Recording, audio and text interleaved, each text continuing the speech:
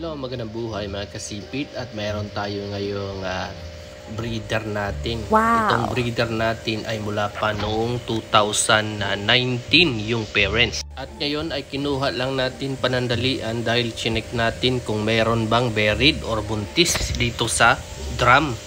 Kasi drum yung lagayan nila. Project natin ito na pataasin ang generation ng bloodline ng blue crayfish na ito ay nagsimula pa noong 2019 at mayroon na rin tayong nagawa na 4th generation at ito yung parents nila, no?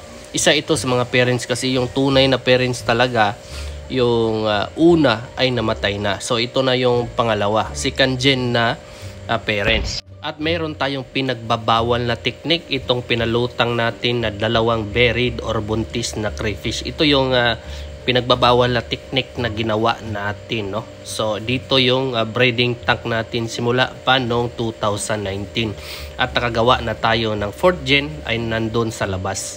At sa mga gustong mag-inquire about sa 4th generation natin na bloodline ay mag-PM sa ating Facebook page. Maraming salamat.